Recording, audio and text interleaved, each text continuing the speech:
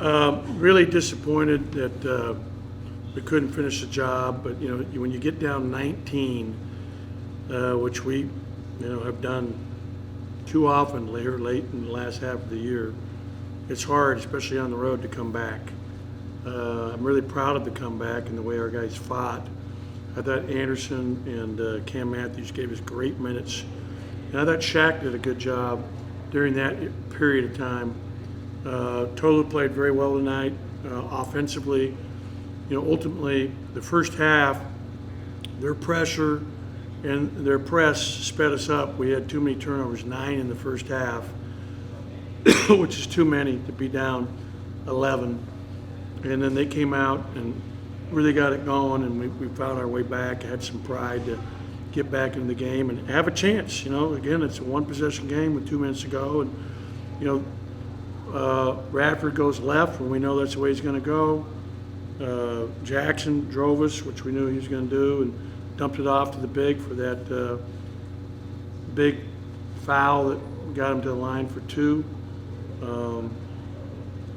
But the regular season is now in the books, 8-10, not what we expected, not what we wanted. So we have a whole new season, though, ahead of us coming up in Tampa. And that's what I told the team, is that, hey, it's not what we wanted this year, 17-14, 8-10, but we got to believe in ourselves and get ready to come and give it everything we've got, Thursday night against South Carolina. Questions? Coach, you kind of touched on it right there. You guys have kind of been rough in the first half, but then have played good in the second half. Is there any cause for that you see? We asked Cameron Matthews, and he said he didn't know what was causing it, but besides the press tonight, what is it about your guys in the first half? It seemed like it's been consistent, and I'm not sure. And so if I had the answer, I would obviously figured it out by now. But we just got to come out and really come out. We really talked about that. Like in the last game against Auburn, that was a huge point of emphasis. How we start the game. But a big part, we got to make some shots. I mean, we've made 2 threes now in the last 4 games. We're going to see some zone here coming up Thursday. We got to knock down the wide open shots. That'll help loosen things up. Thanks, Coach. You bet. You bet. I think you guys took 4 threes tonight, a few was this season. Was that kind of by design, or did it just kind of work out that way? Again, it worked out that way. I thought that we're passing up some open jump shots once in a while, but not threes. I thought Iverson had 2 plays tonight where he's wide open. One was in the first half. It could have been a 3 top of the key. And one was in the second half at the foul line. He's just got to, we got to, take the open shots and not try to always force the issue and play through contested shots. Was the passing up shots, I mean, is that maybe just a little bit of doubt maybe in those moments just because of the shots haven't been falling maybe as routinely as they'd expect them to? I think with Iverson it may be, but anybody else, not really. I mean, Shaq had a wide open 3 in the first half that he just missed. It was wide open, great pass from Tolu. And then what helped him is that we got a fast break. He saw one of his little short jumpers go through, and then all of a sudden, the next time he's open, boom, he knocks it down. So, and I'm telling you, he's shooting it great in shooting drills and in practice, especially in the shooting drills.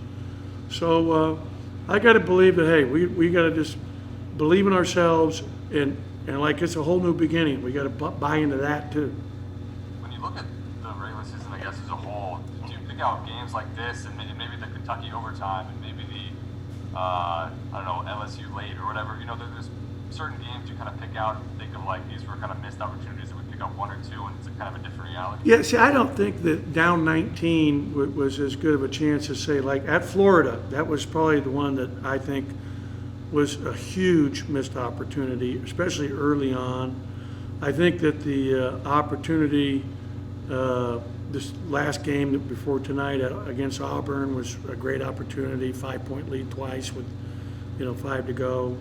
Obviously, even the Arkansas game down there, it's a 1-point game with 2 minutes to go. So there's plenty of them that you can say. And I was really happy to see how Tolu now, I mean, he's starting to round into, form. He played a lot of minutes tonight, too. I played him, he played 39 in the last game, and tonight he was in foul trouble, so not as many, but the second half he did 28, almost 29 minutes. So I think Tolu's really starting to show what he's capable of.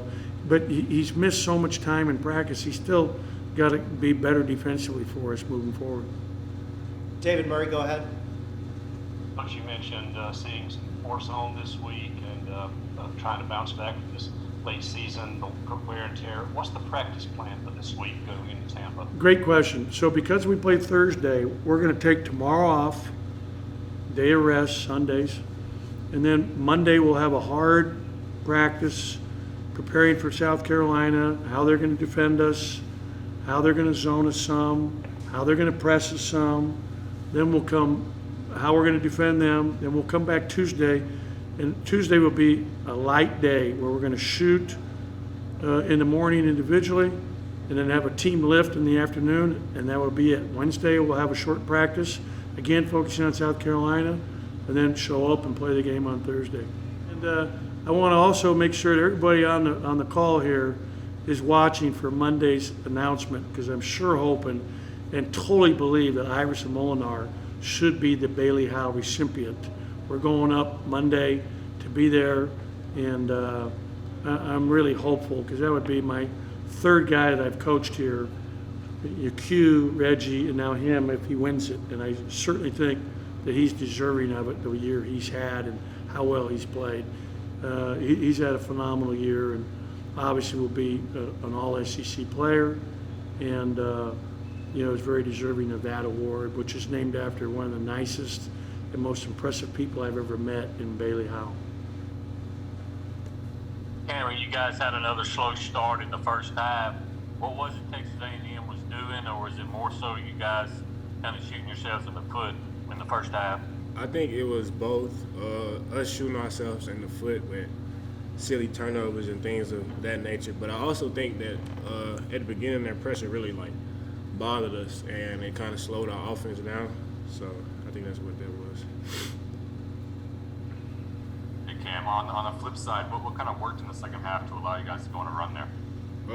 Our defensive intensity picked up, the energy picked up, and offensively, we just kind of didn't let the pressure bother us. So we kind of flowed into our offense a little bit better, I think. What's been the disconnect this season? It seems like a lot. Maybe the first half has been slow. The second half it comes out really strong. Is it a case of, I don't know, you guys kind of get into the rhythm later in the game, or what kind of has been maybe the connection between the slow starts all season? Still till right now, I do not know. I don't know what that is. I don't know what the cause for that is, but we're going to look to figure it out for the SEC tournament. Right. I think you guys took 4 3-pointers tonight, like the fewest all season. Was that kind of a conscious decision to take fewer 3-pointers, or would it just kind of work out that way? I think it just worked out that way, and the way Texas A&M plays defense, they kind of force you baseline, and that really just caused a lot of drives. So I think that's just what it is. Is this anything with this loss that kind of feels similar almost with some of the other losses this season? You kind of battle close to the end, and you have another missed opportunity. It's kind of been the story this year for us. Always really close towards the end of the game, and just can't pull it off. We just got to look back at the film and just learn from our mistakes and just win in Tampa. What's kind of the feeling going into Tampa, that SEC tournament, and I guess what you guys had to do down there to make a run? I feel good because last time Mississippi State won the SEC tournament, it was in Tampa, so that's just everything lining up right there. So I just got real good belief that we're going to make some noise in the tournament.